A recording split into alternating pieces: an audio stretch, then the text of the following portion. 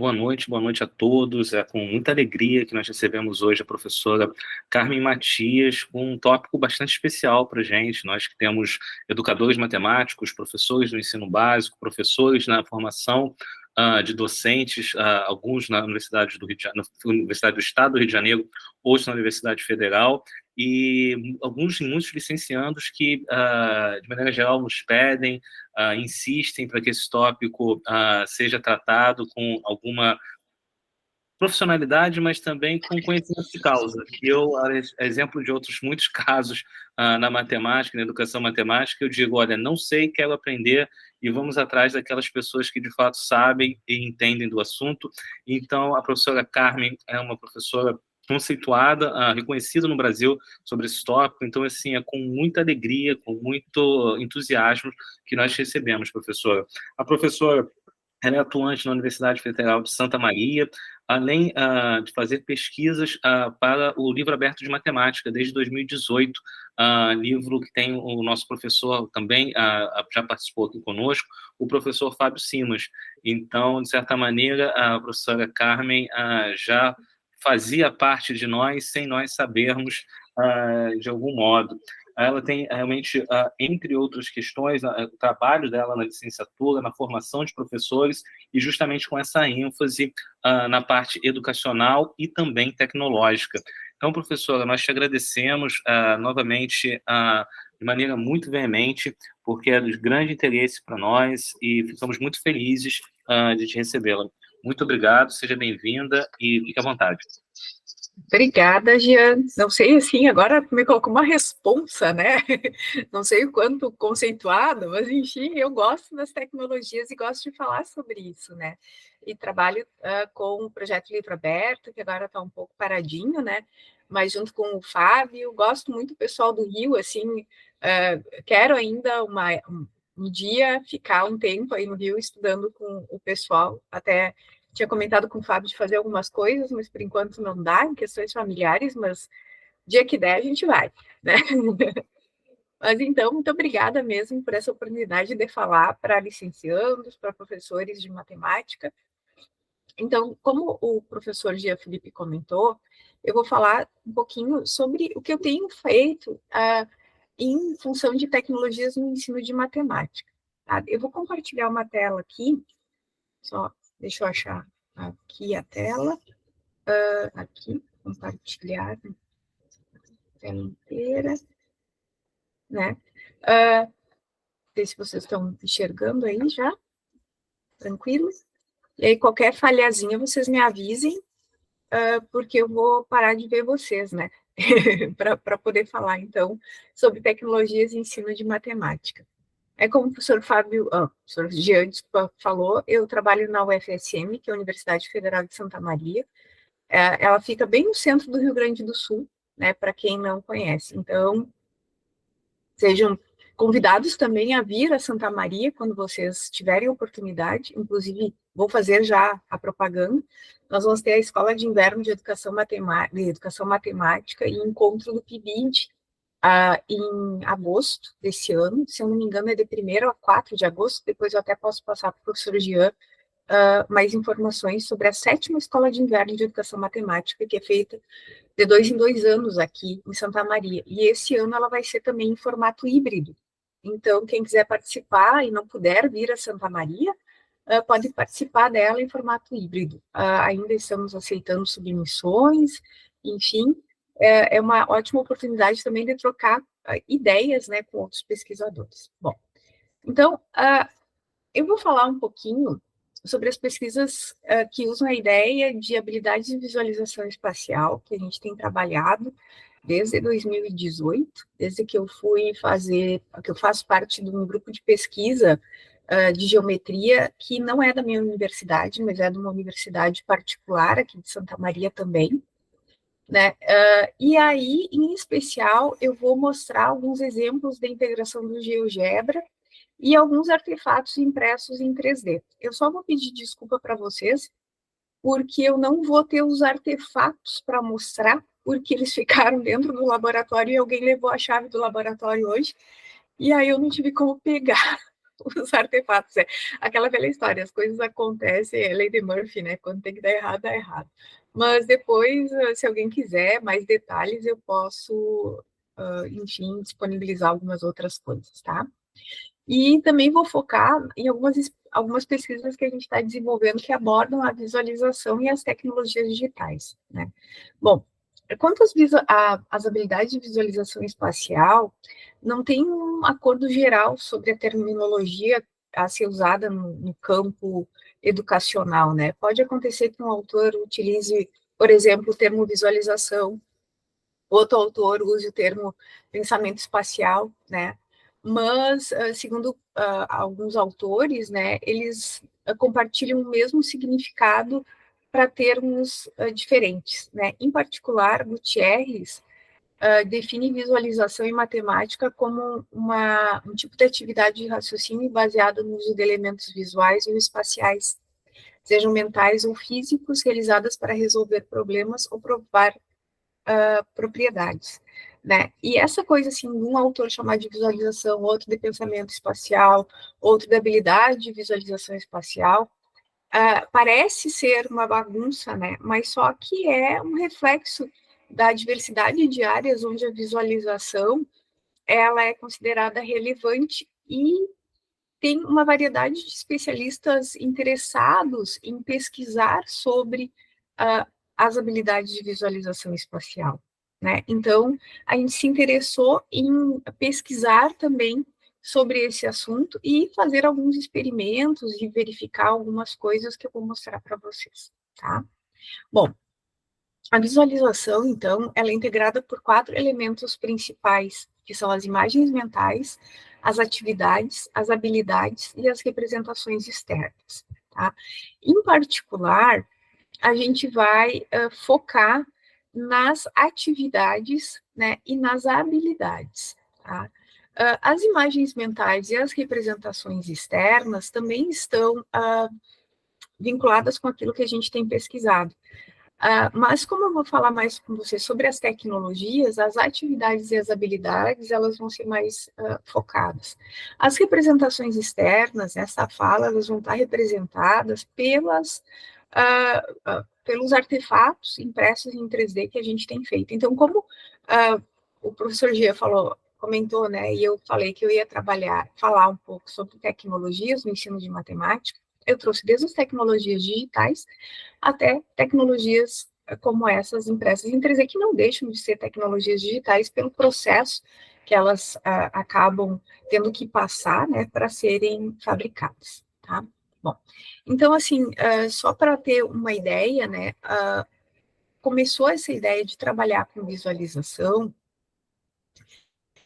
com o uso do GeoGebra, tá? E aí a gente fez um artigo, que é o artigo Provas Sem Palavras, Visualização, Animação e GeoGebra, que o início desse artigo foi bem interessante, porque eu estava assistindo uma palestra do professor Hilário Alencar, né, que foi já presidente da SBM, enfim, numa Bienal de Matemática. E aí ele falou de um artigo que ele estava escrevendo com uma aluna, que fazia algumas provas sem palavras. Ele não chamou de provas sem palavras na época, ele deu uma outra denominação. E aí enquanto ele estava falando e mostrando as provas que ele estava fazendo, eu estava com o computador na mão e eu fui brincando com o GeoGebra, né, para mostrar essas provas que ele estava fazendo como se fossem animações. Então, em particular, essa animação aqui, que eu vou colocar para vocês, ela mostra o completamento de quadrados. Então, a gente consegue mostrar para o aluno que x mais ax, né? Agora a gente. Eu não sei se vocês estão enxergando a animação. Sim, sim, vemos. Eles estão enxergando, tá. Ela vai mostrar que essa x mais ax vai ser x mais a sobre 2 ao quadrado, menos a sobre 2 ao quadrado. Então, no momento que o aluno enxerga que para chegar no completamento de quadrados, ele tem que dividir esse retângulo em 2, fazer a rotação e translação desses retângulos e completar com um quadradinho de A sobre 2, então eu tenho aqui um quadrado maior de lado x mais a sobre 2, só que para poder completar o quadrado, eu tive que diminuir a sobre 2, né? Então, o aluno consegue perceber esse completamento de quadrados não só de uma forma algébrica, mas também de uma forma geométrica. Em particular, nessa construção que eu fiz, a gente pode mexer com os controles deslizantes e aumentar ou diminuir o tamanho dessas partes, né, que a gente está trabalhando. E aí, aqui, no reiniciar, a gente reinicia. Então, eu fui brincando com essas coisas enquanto o professor Hilário estava fazendo a palestra, e disso, então, surgiu a ideia de escrever um artigo mostrando aquele material que ele tinha feito com a aluna dele, mas não de uma forma estática, e sim de uma forma animada, né? Então, a gente trabalhou com animações. Aí, depois desse artigo, continuando com essa brincadeira, que eu gosto de dizer que é uma brincadeira, né? O professor Ronaldo Garcia, que também estava naquele dia na Bienal, achou muito interessante essas histórias e aí propôs outros teoremas, que alguns tinham as provas sem palavras já feitas e outros a gente fez, né? Então, nesse artigo aqui, a gente usou o GeoGebra como apoio para que os alunos entendessem as demonstrações em geometria. Em particular, um desses resultados é um resultado bem conhecido, assim, que a gente, em geral, dá numa turma de geometria espacial, de geometria plana, como um exercício, né, uma atividade, mas é um teorema, que é o teorema de Viviani. E esse teorema, Viviani foi um matemático italiano, né, que demonstrou muitas coisas, tem uma curva bonita lá de Viviani na geometria, no cálculo 3, não sei onde é que vocês estudam, se vocês têm curso de geometria avançado ou estudam no cálculo 3, mas em geral é uma curva que a gente mostra para os alunos lá no cálculo 3, e ele, em particular, fez essa demonstração desse teorema, que diz o seguinte: se eu tenho um triângulo equilátero de lado L, e eu tenho um ponto P qualquer no interior desse quadrilátero, então, a perpendicular que passa por P e une os três lados do triângulo, ele determina três segmentos cuja soma é igual à altura do triângulo. E aí também a gente fez uma animação, eu vou só catar ela aqui, já abro aqui para vocês. Eu vou abrir por aqui que vai ficar mais fácil. Viviane, esse aqui. Aí também a gente fez uma animação aí para esse segundo artigo que mostra esse teorema de Viviani. Então, o ponto P é esse ponto aqui dentro, né, um ponto qualquer aqui do meio, e aí a gente consegue mostrar que quando eu traço essas perpendiculares do ponto P a todos os lados, a soma desses comprimentos, então, deste comprimento aqui, que seria a altura desse triângulo vermelho, mais a altura do triângulo azul, mais a altura do triângulo verde, vai dar exatamente a altura do triângulo equilátero. Então, essa animaçãozinha foi feita para demonstrar exatamente esse fato, né? E aí dá para perceber que dá exatamente a altura do triângulo equilátero. E, bom, esse foi o que o professor Ronaldo propôs para a gente pensar numa prova sem palavra, e a gente fez, né? E aí eu estava trabalhando dando aula de geometria espacial, e aí eu percebi que existe um teorema de Viviani no espaço, né? Era um exercício que estava proposto num desses livros de geometria espacial, se eu não me engano, aquele livro Fundamentos de Matemática Elementar, volume 10, né? E aí ele estava lá como exercício proposto, né? E aí eu vi, bom, isso aqui é o teorema de Viviani, e fui procurar, realmente é o teorema de Viviani no espaço. E aí ele fala o seguinte: se eu tenho um tetraedro agora, não mais um triângulo equilátero qualquer, mas um tetraedro regular, a soma das distâncias de um ponto qualquer no interior deste tetraedro a qualquer das quatro faces é igual à altura do tetraedro. E aí também a gente fez uma animação, mostrando esse fato. Deixa eu pegar aqui, tá? Vou abrir aqui. que daí também fica mais simples, tá? Então, aqui está o teorema de Viviani no espaço, tá? Eu quero movimentar esse ponto G, só que dessa vez eu fiz um pouco diferente, né? A gente movimenta o ponto G aqui, então ele é um ponto qualquer, e aí eu traço a altura, e eu não sei por que não está aparecendo o botãozinho, aqui está ele, para mostrar, então, que vai ser essa altura do tetraedro exatamente igual à soma dessas alturas desses tetraedros que eu desenho aqui, tá?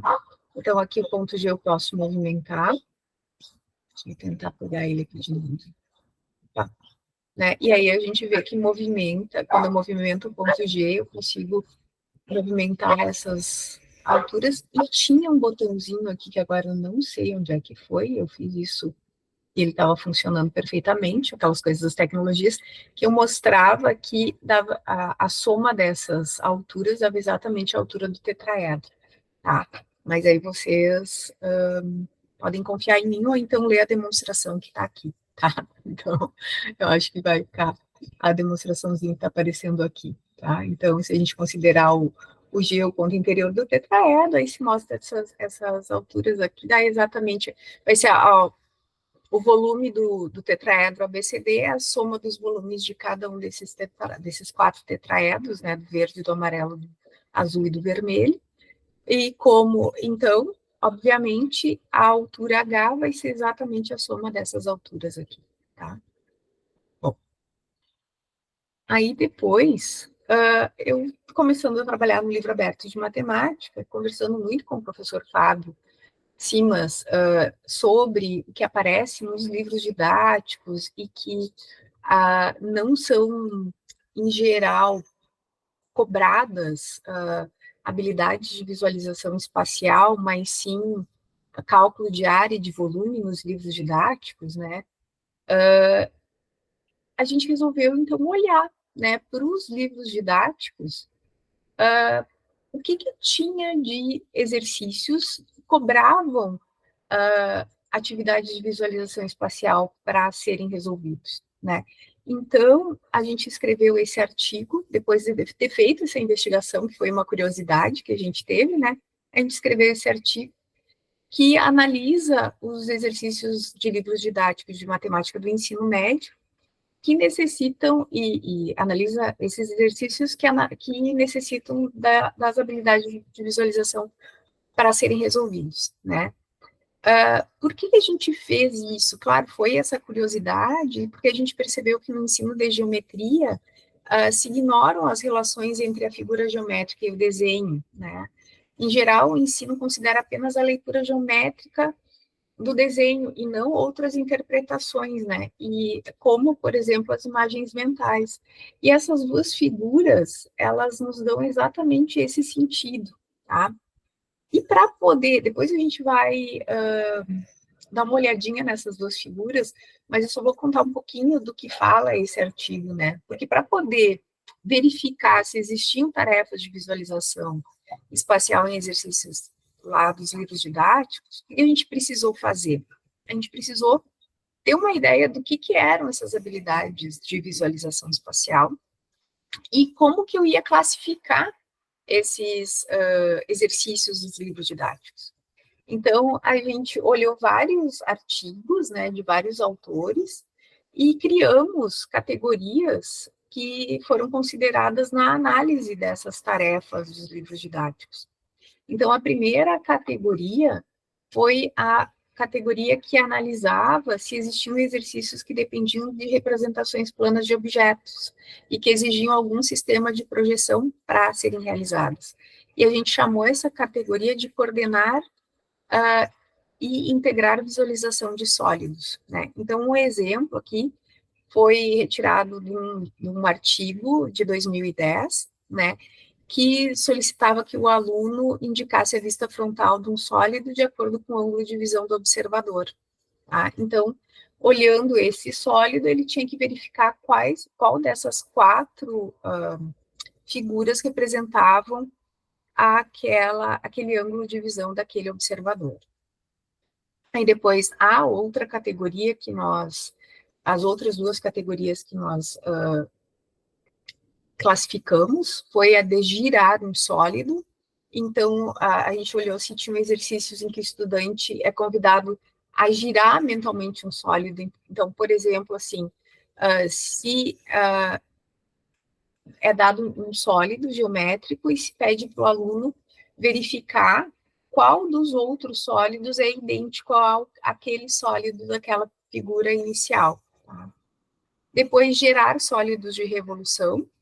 Por que isso? Porque a gente pede, quando a gente ensina a parte de corpos redondos, né, ali cilindro, esfera, cones, né, se a gente pensar em um cilindro circular reto, por exemplo, ele é um sólido de revolução, né, e aí o aluno precisa imaginar isso, então a gente foi investigar se tinham exercícios em que eram apresentadas representações planas do objeto em um eixo de rotação, e pedindo para o estudante, então, reconhecer o sólido que era percorrido durante essa rotação, né? E aí, aqui, então, por exemplo, exercícios do tipo dessa categoria, assim, né? Que é dado um triângulo e se pede qual é o sólido que é gerado a partir da revolução desse triângulo nesse eixo aqui, tá?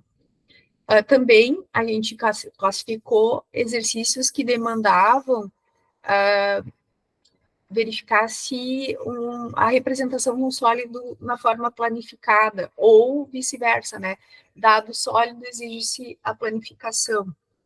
Então, por exemplo, esse diagrama dessa figura aqui mostra como um pedaço de papel pode ser cortado e dobrado para formar esse paralelepípedo aqui, né? E aí se pede para o aluno representar na planificação os vértices do sólido. Tá? É um exemplo de um tipo de tarefa que exige, então, o desenvolvimento de uma superfície. E a outra categoria, é a penúltima, que é compor e decompor um sólido tridimensional. Aqui são exercícios do tipo Minecraft, né, que os alunos já estão um pouco mais acostumados, visto essa tecnologia de videogame, né. E também a gente foi investigar se existiam exercícios onde é dado um sólido e um plano que intercepta esse sólido, e é solicitado o reconhecimento da figura formada na interseção, né? Então, exemplo, né, por exemplo, é dada uma pirâmide e se faz um corte a partir de um plano paralelo à base e se pede para o aluno que tipo de figura plana é dada nessa interseção. Tá? Pessoal, se vocês tiverem alguma pergunta, fiquem bem à vontade para me interromper, tá? É uma conversa bem informal, assim. Bom, e aí o que nós concluímos desse estudo todo, tá? Que existem poucas tarefas, né, que exigem essas habilidades para serem resolvidas, e que a maioria dos livros didáticos, que foram 6 que nós analisamos, que foram aqueles mais vendidos no PNLD, né, eles têm muito mais atividades que necessitam que o aluno calcule áreas e volumes, por exemplo, do que exercícios que solicitem essas habilidades de visualização. E agora, algo que a gente está investigando é o quanto existe de itens no Enem que necessitem dessas habilidades, né? Então, já é um segundo artigo que vai sair, eu acho que esse ano ainda, e a gente percebeu que, comparando o número de exercícios que tem no Enem, eles são muito maiores que o número de exercícios que aparecem nos livros didáticos. Inclusive, os que aparecem nos livros didáticos são provenientes do Enem. E aí, visto essas coisas, né, tinha lá no primeiro, na introdução já do capítulo, do artigo, tem essas duas figuras aqui. Uma pergunta para os alunos se isso aqui é um cubo ou é um hexágono, e aqui pergunta para os alunos se esses pontos são colineares, né? E aí, então, eu resolvi, isso não faz parte do artigo com o Fábio, mas um trabalho meu com um aluno de pós-graduação, que é o Christian, né? A gente e começou a perceber, e já também com conversas com o Fábio, a gente tinha percebido que... Opa, não está indo para frente, deu. Que uma das dificuldades dos alunos é na representação plana de objetos tridimensionais, né? Então, por exemplo, essas duas figuras, né? Elas são iguais ou elas são diferentes? Então, essa é uma pergunta que eu faço para os alunos sempre, assim, essas figuras, elas são iguais ou elas são diferentes? Então, eu vou abrir aqui no GeoGebra esse... aqui, opa. E aí eu pergunto, essas duas figuras, elas são iguais ou elas são diferentes? Né? O que vocês acham? Eu já dei um spoiler aqui, ó. Essa aqui eu posso movimentar, né? Eu posso girar ela. E essa aqui eu só consigo transladar ela no plano. Essa figura aqui, ela foi feita no GeoGebra na janela de visualização 3D. De fato, ela é um... Tá? E essa aqui não. Ó, se eu desmontar ela, deixa eu deletar aqui. Ela, na verdade, é um... Opa, deletei demais. Ela, na verdade, é um hexágono. Coisa.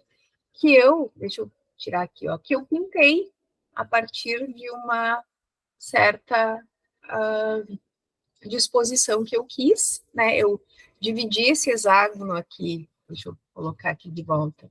Eu dividi esse hexágono em 3 paralelepípedos, né? E simplesmente pintei esses paralelepípedos de uma forma a parecer a mesma figura, né? Então, percebam que os olhos da gente enganam, né? Podem enganar, tá? E aí, o outro exemplo, deixa eu pegar aqui, não vou gravar, é esse aqui. Outro exemplo é esse. Deixa eu ver se vem aqui, tá? Que seria a outra possibilidade, né? Que a pergunta que eu faço para os alunos é a seguinte: esses pontos aqui, M, N e P, eles são colineares ou não? Né? E aí eu apresento para os alunos, essas duas possibilidades. A primeira possibilidade é essa aqui. Então, se vocês olharem bem, parece que os pontos M e N e P são colineares. Só que se a gente girar um pouquinho, a gente vai ver que não são. Né? O ponto M está na aresta EF, o ponto N está na aresta FB, e o ponto P está nessa aresta BC aqui. Então, eles não são colineares, apesar de parecerem. E a segunda possibilidade seria essa aqui, deixa eu colocar na mesma, ó, mais ou menos na mesma posição, agora me perdi aqui, na mesma posição, ó. Aí os pontos M, N e P, eles de fato são colineares e estão nessa linha aqui que liga um ponto P que está na aresta BC ao ponto H, né? Então, percebam que a gente tem duas situações diferentes, mas a representação é diferente também. Por quê? Porque aqui, ó, HM, MN e NP, eles estão nas faces do cubo. Então, eu represento por linhas que não são pontilhadas. E essa segunda possibilidade, eu representei por linhas pontilhadas, porque o ponto M e o ponto N, eles estão dentro do cubo. Então, essa representação também é muito importante quando a gente vai desenhar para os alunos no quadro negro, né? Para que os alunos consigam enxergar a diferença, ó, por exemplo, HM, MN e NP, eles estão aqui mais para, né, um está aqui em cima, outro está na frente, outro está do ladinho. E aqui o M está lá dentro do cubo, o N está lá dentro do cubo. Então, essas representações são muito importantes quando a gente está dentro da sala de aula, né? E quando a gente está desenhando isso no quadro para os alunos, faz com que se tenha um entendimento melhor, tá? Bom, aqui eu vou só deixar para vocês um QR Code, se vocês quiserem acessar, e depois eu posso passar para o professor Jean também essa apresentação, que tem uma... É um trabalho do Christian, na verdade, esse aluno de pós-graduação, né? que tem algumas atividades parecidas com essas que eu mostrei, né, que foram aplicadas com alunos de um curso de geometria espacial na graduação em matemática. E foi muito interessante a pesquisa de mestrado do Christian, que ele vai defender agora, no dia 24 de maio, e realmente bem interessante, assim, as dificuldades que a gente percebeu quando os alunos fizeram essas atividades sem o uso das tecnologias e depois com o uso das tecnologias, né? As tecnologias, de fato, auxiliaram muito o aluno na percepção das habilidades de visualização espacial.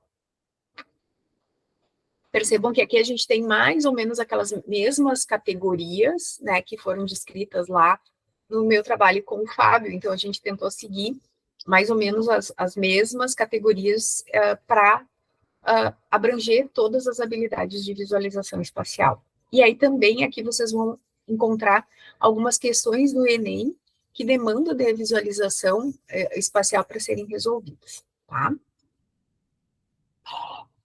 Bom, essa é uma primeira parte de algumas coisas que a gente tem feito com o GeoGebra em termos de habilidade de visualização espacial e pesquisas. Bom, aí, como eu gosto muito de trabalhar com tecnologias, né, uma das coisas que a gente tem olhado daqueles 4 elementos de visualização espacial são as representações externas, né?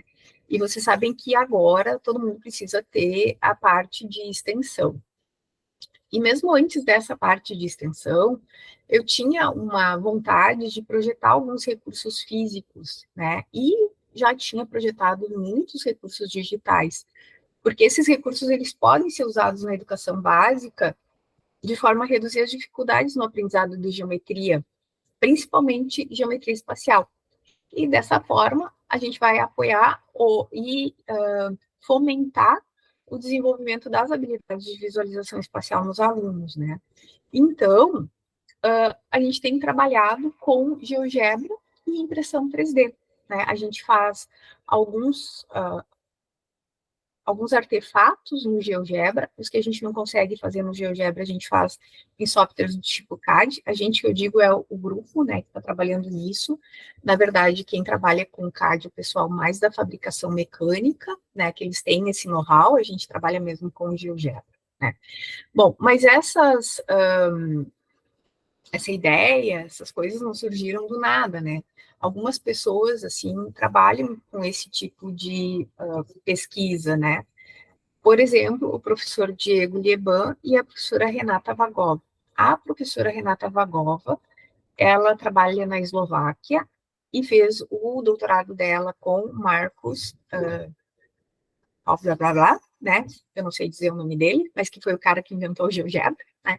E o Diego Lieban também fez o doutorado lá na Áustria com o professor Marcos, né?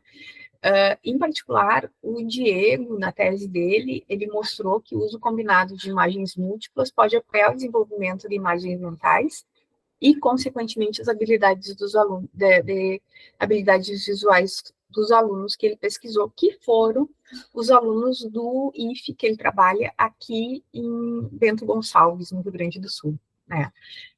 E a professora Renata fez mais ou menos a mesma pesquisa, só que com alunos lá na Eslováquia, e também teve a mesma resposta, tá?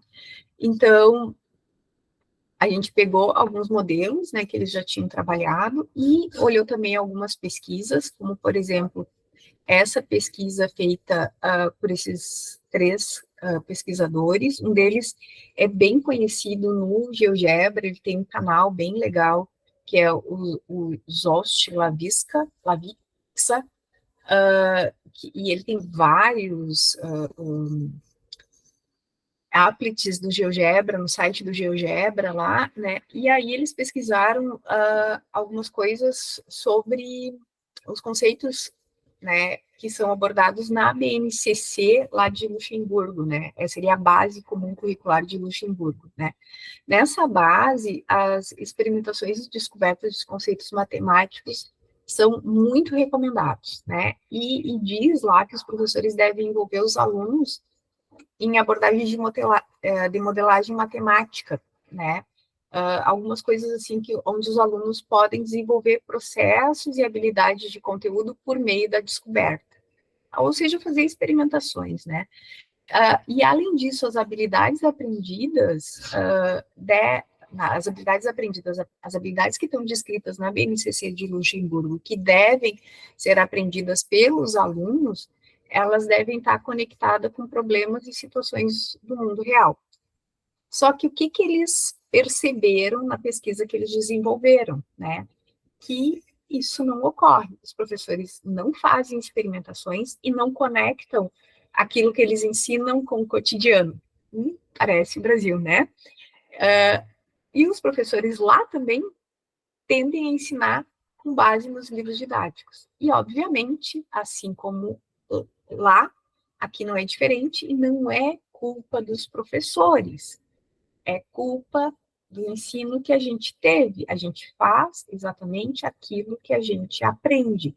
Na universidade, a gente prega por uso de metodologias diferentes, mostra para os alunos que elas existem, mas na hora de dar um curso de cálculo, a gente faz aquele curso tradicional. A maioria dos professores, não digo que é todo mundo, né? Mas é mais ou menos o que ocorre.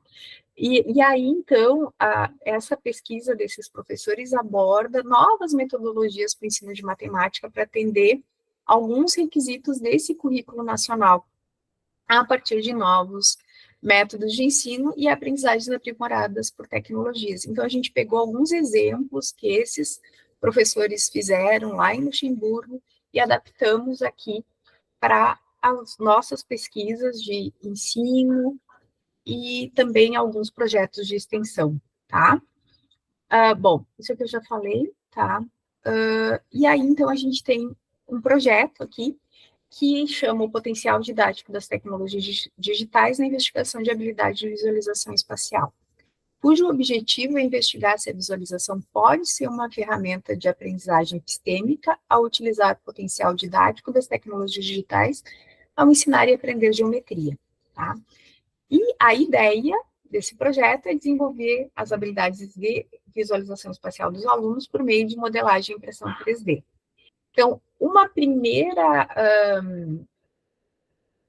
primeiro passo, né, desse nosso projeto foi instrumentalizar alguns alunos que são bolsistas desse projeto a utilizar a impressora 3D. Então, isso a gente fez no ano passado, né? Esses alunos já estão sabendo utilizar a impressora que a gente conseguiu comprar por recursos chorados aqui na universidade, foi um pouco de recurso do Profimate, um pouco da direção do centro, outro pouco da coordenação de curso, a gente juntou as misérias aí, comprou uma impressora 3D, e aí nós fizemos uma parceria com professores do Colégio Técnico Industrial,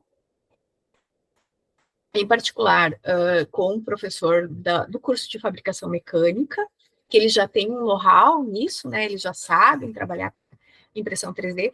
Em particular, este professor é o meu marido, né? Então ficou fácil de fazer as coisas, né? A gente está em casa, assim. E aí, bom, está sendo um projeto bem legal que a gente está desenvolvendo aqui. A gente está levando a impressão 3D para as escolas, está sendo muito bonito. Mas onde é que surgiu toda essa ideia, né? Claro, das pesquisas que eu tenho desenvolvido, do olhar que a gente tem para dentro da escola, né? Mas principalmente por causa de um probleminha que eu tinha que resolver com os meus alunos. Eu dei esse problema para os alunos e aí depois eu cheguei em casa comentando, olha só, eu dei esse problema e os alunos realmente não conseguiram resolver. E aí a minha filha está, na época estava com 14 anos, e eu disse, vamos ver se tu sabe fazer isso. Né? E aí eu dei esse problema. Qual é o sólido tridimensional que tem perfil circular visto de cima, perfil quadrado visto de frente e perfil triangular visto de lado? Imagine e descreva em palavras como seria esse sólido. E aí, o que vocês acham? Como seria esse sólido? Alguém tem alguma ideia? Estou dando esse problema aí para vocês resolverem. 5 segundos. E aí, gente? Estão me ouvindo? Ouvindo estamos. Bom, então vamos dar um spoiler aqui, tá? Se a gente pensar nisso no GeoGebra, deixa eu abrir aqui o GeoGebra para mostrar isso. Vou gravar esse, acho que é este aqui. Tá? Então, vou abrir aqui, só para a gente olhar. A ideia é essa, né? Qual é o sólido que tem perfil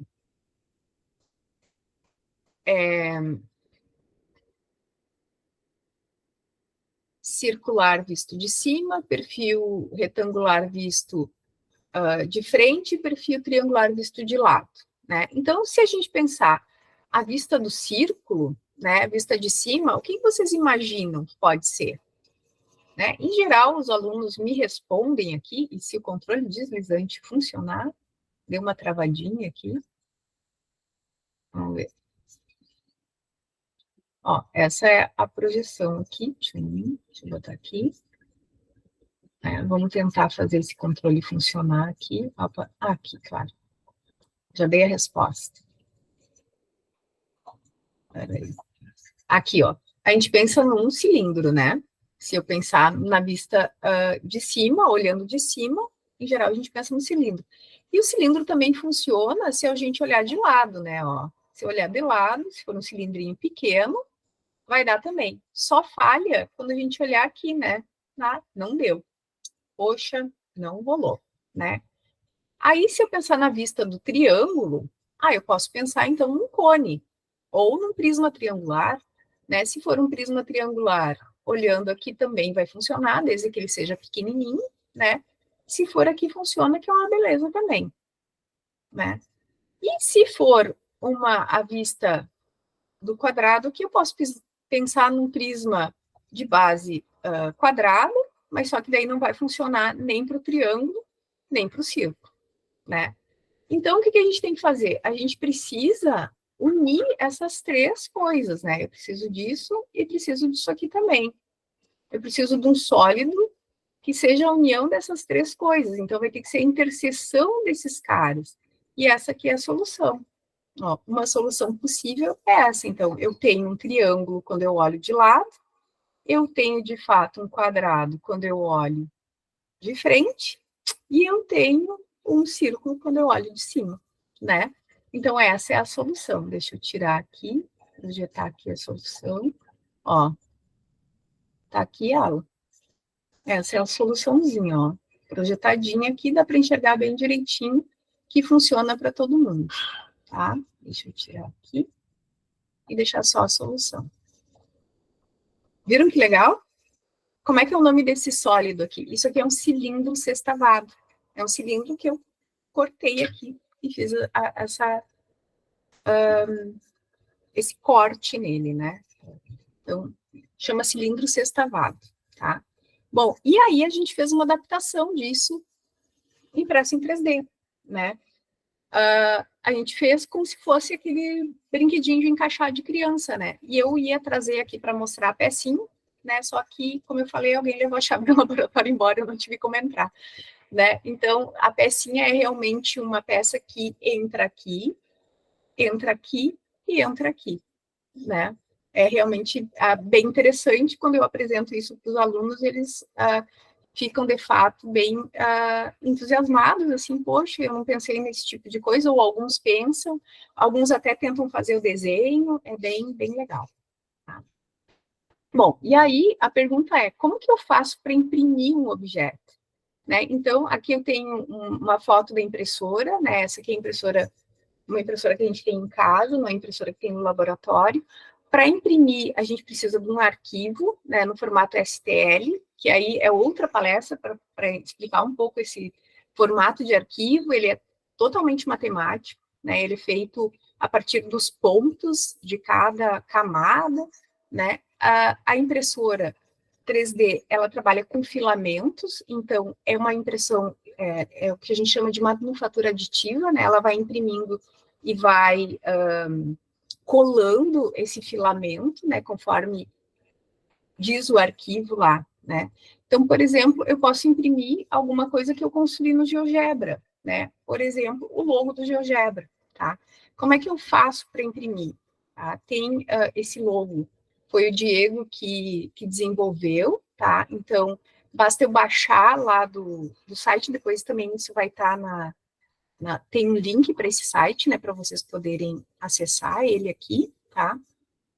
E aí aqui está ele, GGB printa o logo, né, que ele fez esse logo lá no GeoGebra, e aí a gente baixa esse logo, então abre aqui com o GeoGebra App, ou baixa no computador, e aí quando a gente abre no GeoGebra App, a gente consegue ver, ou abre no GeoGebra 6, mas tem que ser no 6, porque no 5 não funciona, a gente tem como exportar para STL, que é a linguagem que a gente precisa para abrir esse arquivo num fatiador, tá? Aí a gente usa esse fatiador que é o Ideia Maker, ou então também o Cura. O Ideia Maker ele não tem em português, o Cura ele tem em português. Nesse fatiador, a gente verifica se está tudo ok, se está tudo certinho, coloca as dimensões, caso elas não estejam corretas, quando a gente exporta do GeoGebra, e também exporta esse arquivo para um arquivo que chama G-Code.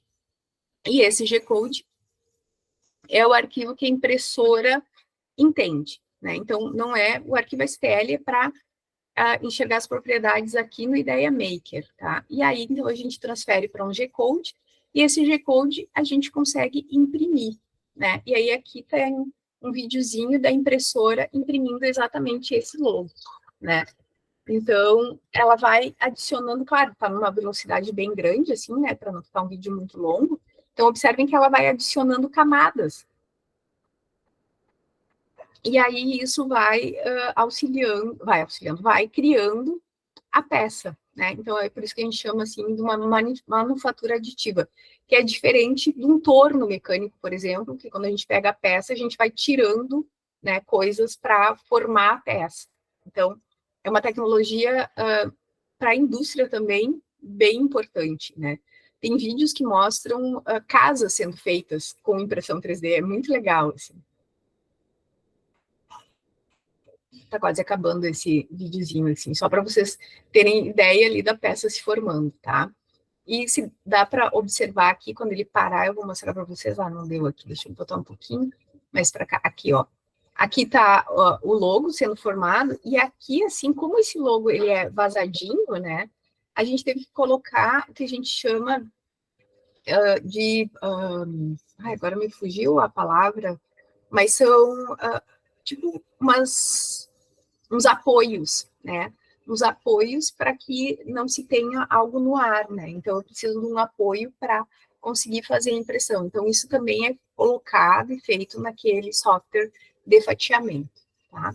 Bom, alguns exemplos do que a gente já fez em sala de aula. Esse aqui é um tetraedro.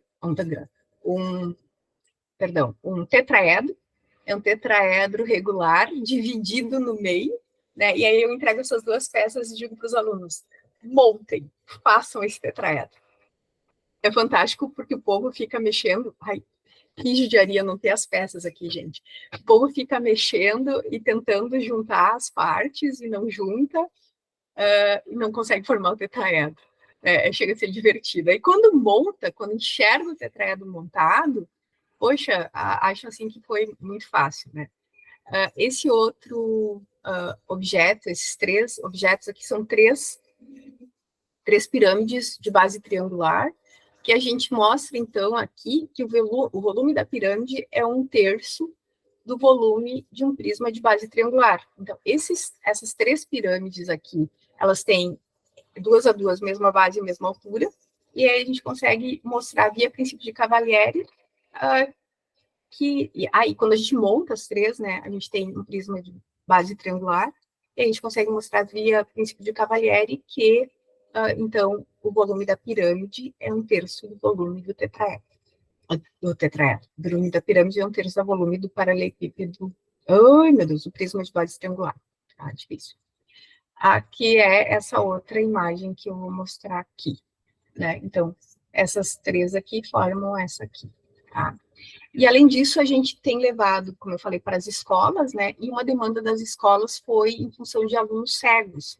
E aí a gente desenvolveu, então, esse triângulo, e esse mais outros, né?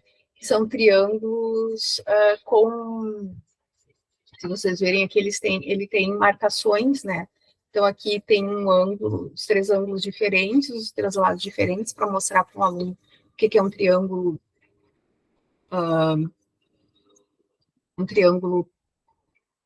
que não é nem isósceles nem equilátero, tá? E aí também a gente fez para triângulos isósceles e para triângulos equiláteros. Aqui a gente tem uma pirâmide que a gente cortou, né, para mostrar um tronco de pirâmide para os alunos. E aqui tem um poliedro, que é um poliedro diferente, que chama poliedro Desilace, né? E esse poliedro aqui, ele é bem legal, porque ele e o tetraedro são os 2 únicos poliedros conhecidos em que cada face compartilha uma aresta com outra face, tá?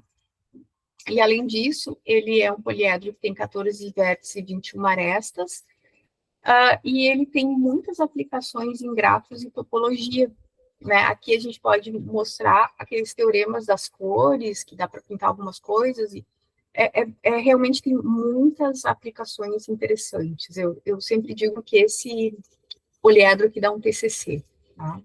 Aí aqui tem um exemplo usando impressão 3D para mostrar a partir de projeções cartográficas, né? E aí vem para o trabalho que a gente desenvolveu no livro aberto de matemática, que um capítulo foi dedicado às projeções cartográficas, né? Além disso, no Enem apareceu um item, né? Eu não me lembro qual Enem foi esse, mas eu acho que foi o Enem de 2019, se eu não me engano, né? Que tinha uma questão sobre essa torre, né? Que é um ponto turístico que está lá em Bruxelas, tá? E aí aqui a gente pode olhar um item que desenvolve habilidade de orientação espacial e projeção, tá? Esse exercício é um exercício que depende da representação plana do objeto e pede para o aluno verificar se existe ou qual é o sistema, qual é a projeção de alguém quando caminha sobre isso, tá? E aí, lá na nossa classificação, ela foi classificada como uma atividade que necessita coordenar e integrar a visualização de sólidos. E aí, aqui são as opções de resposta que são dadas lá no Enem, e a gente modelou isso no GeoGebra para ficar mais simples dos alunos. Eu vou tentar abrir aqui, vamos ver se vai funcionar.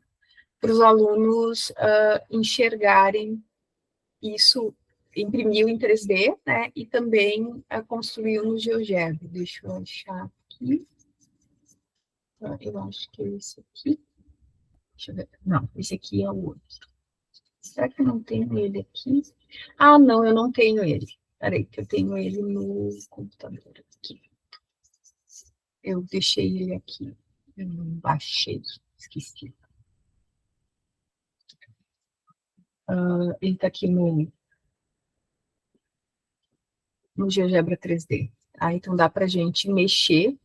Como está no GeoGebra 3D, eu não consigo movimentar, mas dá para movimentar ele e enxergar ele de diferentes ângulos. Tá travando. Mas isso aqui também eu vou deixar para vocês olharem, tá? Depois. Bom, outro exemplo de atividade do Enem foi essa aqui. Eu vou abrir aqui também. Vamos ver se ele vai mexer agora. Não. Que é uma questão do Enem que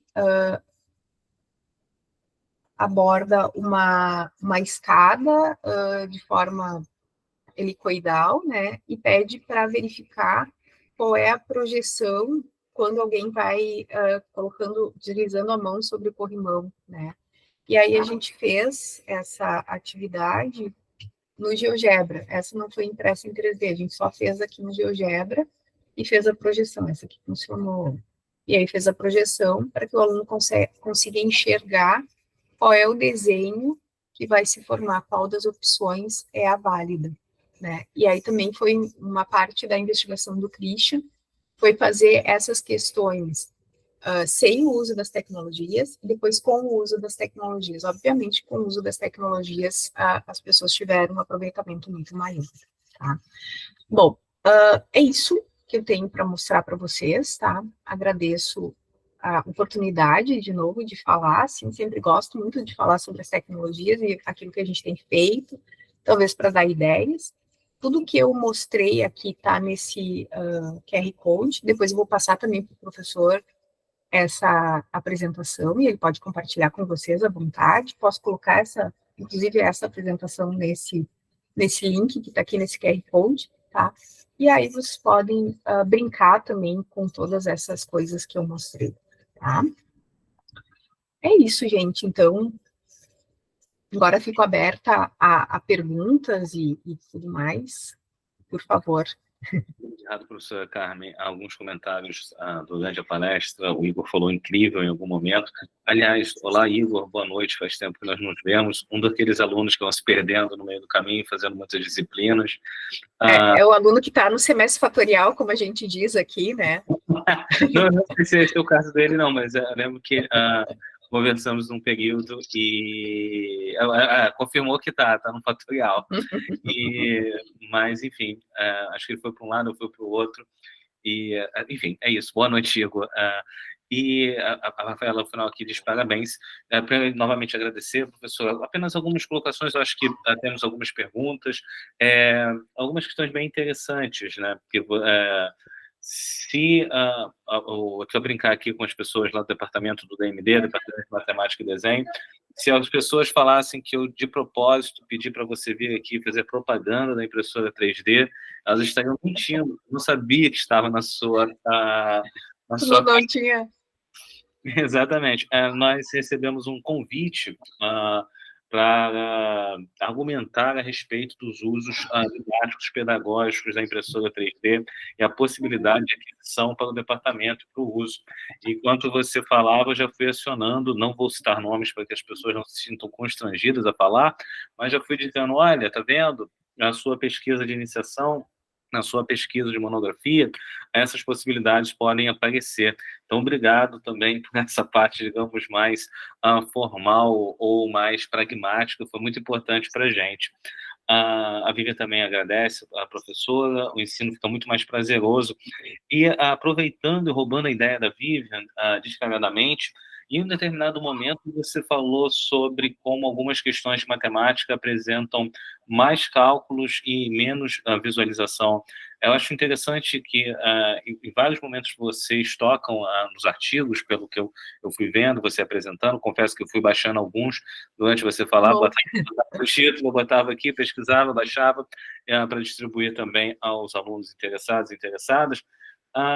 Como há um processo, porque é muito interessante isso, quanto mais aulas na formação de professores, na especialização, na graduação, eu presencio, mais eu vejo como esse excesso de cálculo, esse excesso de mecanizações, de ambientes formais, porque às vezes são muitos cálculos sem um raciocínio, sem um processo lógico, nem chega a ser formal, essa que é a questão. Nem repetição. Exatamente, é uma repetição, e que há aí um conflito epistemológico que não é só nosso da matemática, mas essa repetição, que ela não é uma linguagem elevada, mas ela, de certa maneira, também limita a intuição. E eu achei muito bacana, ao longo do processo, que vocês foram mostrando isso, você, particularmente, o trabalho do Christian, se não me engano, Sim. as questões aparecem, essa ideia da intuição e como ela é muito importante para a matemática, né? Então, assim, eu acho que você falou isso de diversas maneiras, eu acho que uma pergunta muito direta para você seria o que mudou na sua prática, né, docente, o GeoGebra, a impressora 3D, e como essa articulação entre a sensibilidade, não vou ficar citando ninguém, nomes absurdos, mas como a sensibilidade se faz tão presente, e eu acho que a Vivian aqui fala do estímulo do raciocínio crítico, ou seja, essa sensibilidade com esse prazer, com essa visualização, o que mudou na sua prática, assim, e a compreensão da matemática, né? Se de alguma maneira isso aconteceu com você. E tem algumas outras perguntas, mas eu confesso que vou abrir também para as pessoas façam.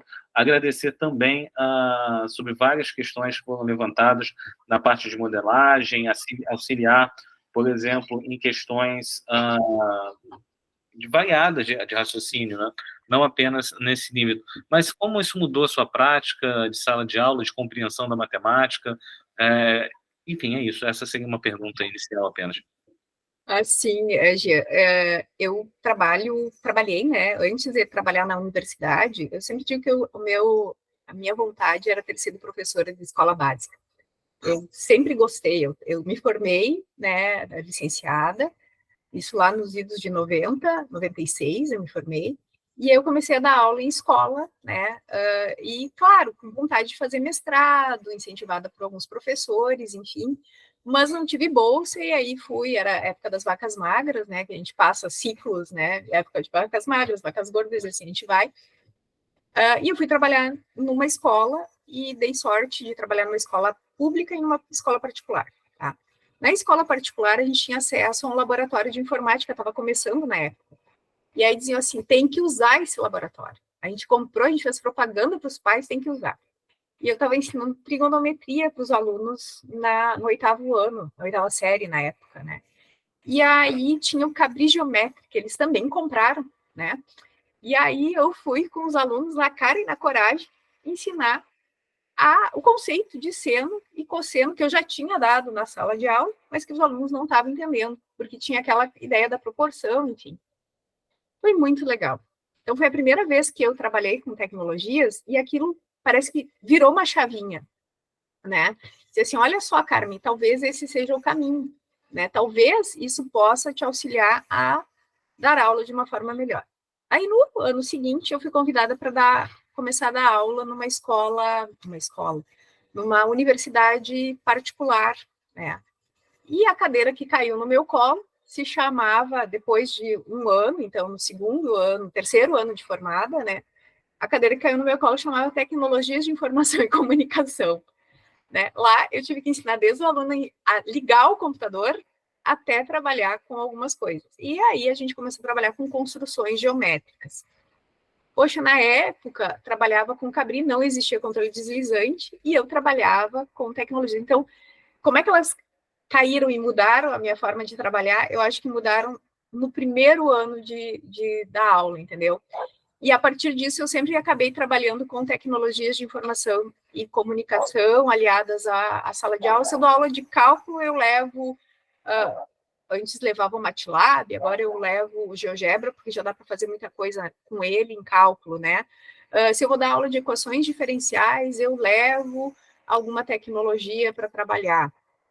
Ultimamente, eu tenho trabalhado com geometria espacial. E aí eu percebi muito essa dificuldade dos alunos de enxergar, de perceber, por exemplo, qual é a diferença entre uma aresta e uma face. O que significa um vértice? Por quê? Porque a gente fazia isso no plano, né? E aí fica difícil do aluno enxergar quando tu desenha, né? E compreender algumas coisas quando tu desenha. Aí a gente tem um laboratório de matemática, tem aqueles sólidos de acrílico, né? Isso facilitou bastante, mas aqueles sólidos, por exemplo, não tem um cone truncado, né? Não consigo planificar um cone a partir daquilo ali. Não consigo mostrar como é que é a fatia, e aí a gente conversando e vendo a impressão 3D, ela foi uma coisa também natural de ser levada para a sala de aula. E isso estimulou muito os alunos, né? E estimulou principalmente eles olharem em outras disciplinas, fazer a conexão, porque daí, quando eles estão fazendo geometria espacial, se o aluno não está no semestre fatorial, ele também está fazendo didática 2 e uma disciplina que a gente tem aqui que chama Educação Matemática, que é onde eles analisam livros didáticos, eles olham a BNCC, então eles têm essa parte pedagógica, e a gente tenta alinhar, de alguma forma, o que eu estou trabalhando em geometria espacial quando a professora chega lá para analisar a parte de geometria espacial do livro didático, enfim. E aí eles conseguem perceber assim, poxa, olha só, o livro didático não traz isso, eles focam realmente só em cálculo de áreas e volumes, né? Eles começam também a criticar essas coisas. Por que o livro de geometria espacial não dá um link para o GeoGebra, né? Ou alguns dão só aquele passo a passo para construir, mas não dizem como o professor pode utilizar algo que já está construído com o seu aluno em sala de aula. né? Tu fica um tempão construindo algo, e isso também vale a geometria plana, né? Passa um tempão construindo alguma coisa que já está divulgada lá no site do GeoGebra, que tem aquele repositório enorme, e tu não usa efetivamente aquilo, tu não tem um ganho pedagógico, que é uma das coisas que eu falo muito quando se trabalha com tecnologias, né, sobre o ganho pedagógico. Mas aí, voltando para poder fechar, como que isso entrou no meu cotidiano? Acabou sendo muito, muito natural, assim, né, talvez porque eu goste dessa parte tecnológica, né. Entendi. Obrigado, Carmen. Olha, novamente, você tratou de laboratório de informática, currículo, trigonometria. Eu não vou entrar nesse mérito, porque senão teria professores aqui que chorarão, porque amanhã teremos uma reunião sobre isso, inclusive de matemática. Mas uma situação... vou fazer uma pergunta, assim,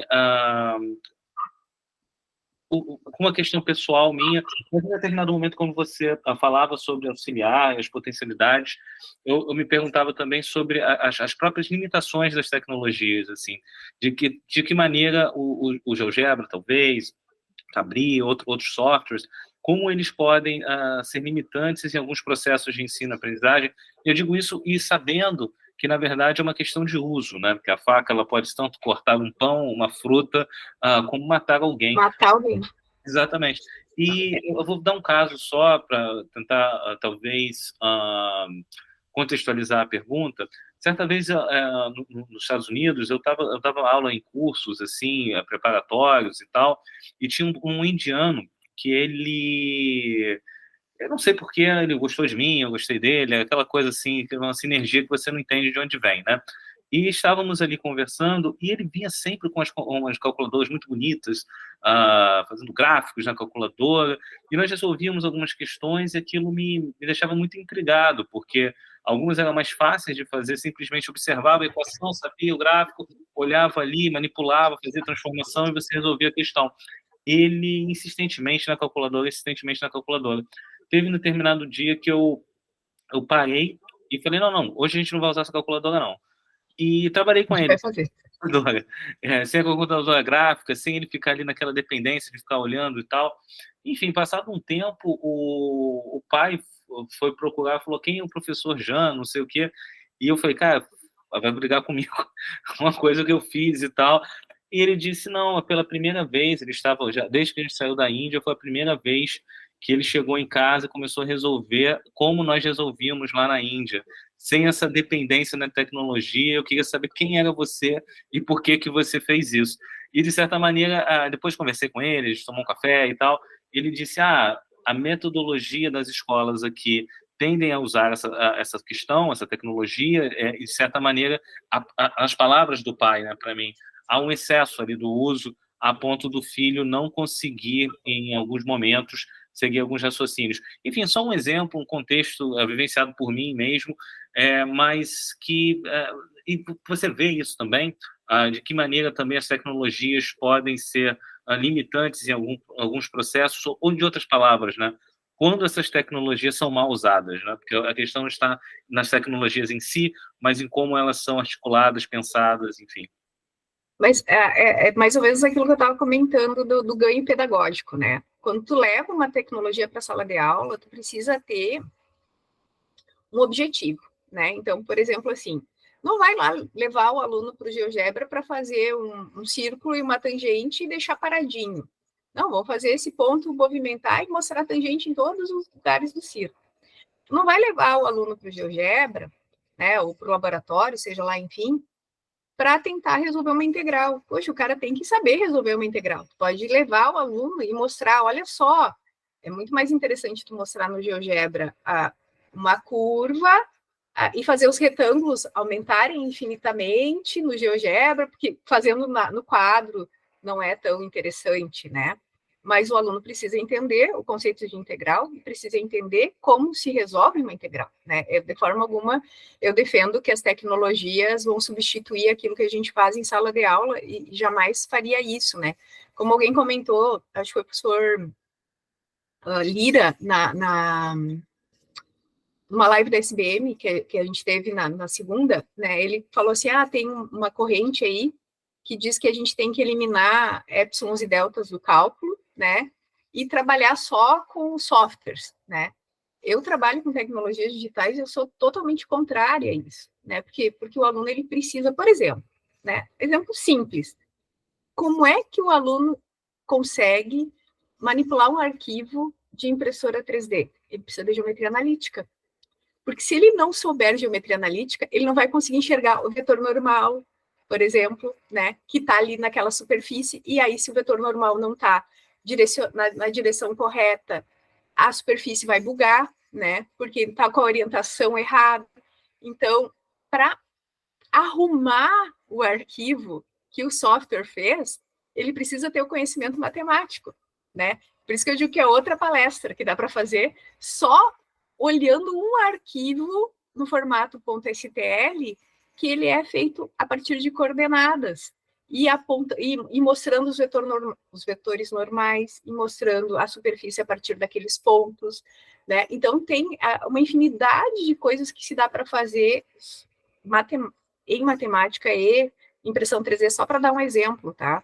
Mas que o cara precisa conhecer matemática, porque se ele não conhecer matemática, ele não sai do chão.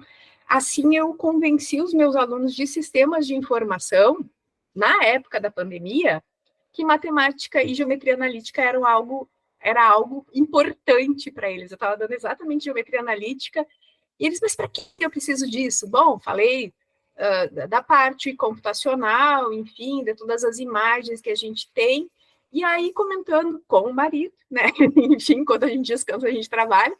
E aí ele falou, olha só, mas por que você não dá um exemplo da impressora 3D? E eu, bah! Então, acabou que esse projeto de extensão que a gente tem de impressão 3D nasceu dentro de casa, no meio da pandemia, para mostrar a utilidade da matemática, né, nas outras áreas. Então, sejam elas quais forem, né? Quando eu dei aula para engenharia mecânica, por exemplo, de cálculo 2 aqui, que aí se vê a parte de curvas, eu falei em curvas de largura constante, né? E os alunos, por que eu vou precisar disso? Eu peguei um motor que tinha o triângulo de Relux, né? Que fazia aquele giro, e era o quê? Era uma curva de largura constante. Cara, se tu quiser entender esse motor, por que ele funciona, tu tem que entender por que esse negócio aqui tem esse formato, né? E se tu quiser inventar o teu motor que tenha e que funcione, tu vai precisar saber esses conceitos, né? Então, a matemática de fazer conta é muito importante, desde que ela não seja tão mecânica, né? O problema que eu vejo, assim, que hoje em dia a gurizada não consegue resolver uma lista, como eu resolvia, de 30 limites iguais, de 30 derivadas iguais. Derive o polinômio, eu fazia, né? Eu vejo a minha filha, mãe, essa aqui eu já sei fazer, pula, vai para a próxima. Eles não têm mais essa paciência, alguns têm, né? Outros já não têm mais. A coisa está muito rápida, né? Sim, sim. Não, você tocou em vários pontos que eu acho que, a princípio, essa relação dicotômica, realmente, como ela é inexistente e, na verdade, ela é maléfica para o processo, né? Você citou épsilons e deltas, é super curioso isso, né? Como que essa ideia, digamos, mais sensível, que forneça uma intuição, de novo, roubando aqui a fala no chat da Vivian, ela deve estimular o raciocínio crítico, e esse raciocínio crítico deve vir acompanhado de uma linguagem formal, quer dizer, não há uma questão de só vai ser de uma forma ou vai ser de outra, e de fato estamos aqui numa geração um pouco complicada, para dizer o mínimo, em diversos fatores. Alguém gostaria de fazer alguma pergunta para a professora Carmen? Algo em particular, algum esclarecimento?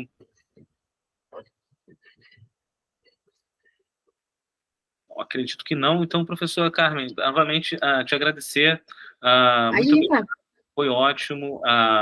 Além de, eu confesso que esse vídeo não vai sair automaticamente, nós mandamos para os bolsistas para eles fazerem edições, assim que sair no canal eu mandarei para você, mas você já abordou muito história na nossa semana. E se precisar de subsídios para comprar impressora 3D para o teu departamento, me escreve que a gente manda aí. Agradeço.